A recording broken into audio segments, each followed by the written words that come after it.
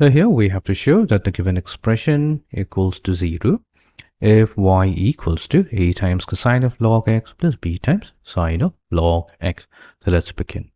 So here we have y equals to a times cosine of log of x plus b times sine of log of x. Let's label this as equation number 1.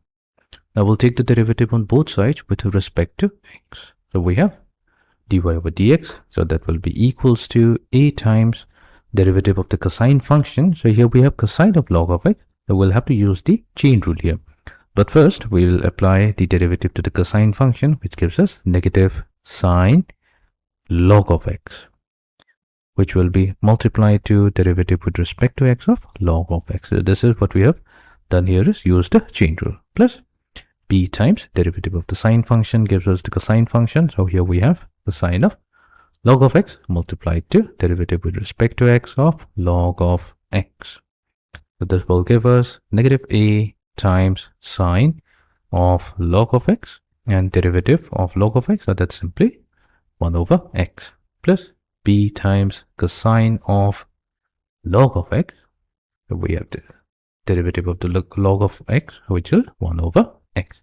So this is derivative of y with respect to x. Right. So we'll label this as equation number 2.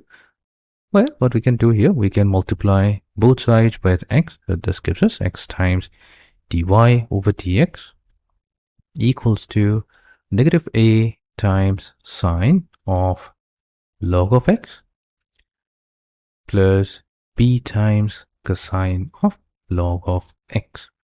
So let's call it equation number 2.1. This is the same as 2. All we have done is multiply each side with x. Fine. Now, what we'll do, we'll take the derivative on both sides of equation 2.1. So we have derivative with respect to x of x times dy over dx. So this will be equals to, we'll take the derivative term by term.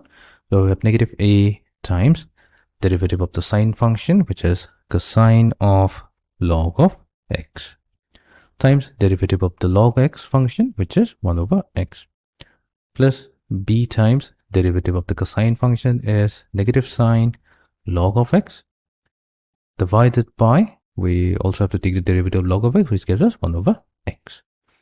Right. Now, we'll have to take the derivative of the product of x times dy over dx.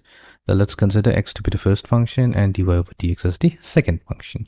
So we have dx over dx times dy over dx plus x times derivative with respect to x of dy over dx. So that's equals to, we have negative 1 over x. Let's take it as the common factor. So we have a times cosine of log of x plus b times sine of log of x. Right. We have derivative of x with respect to, so that's simply 1. So we have dy over dx plus x times derivative of y with respect to x. So we are again taking its derivative with respect to x. So this gives us the second derivative of y with respect to x. Right. Negative 1 over x. Now this is actually y, which is already provided as an equation number 1. Fine. So we can replace this with y. Now what we'll do, we'll multiply throughout with x. So that gives us x times dy over dx plus x squared times second derivative of y with respect to x equals to negative y.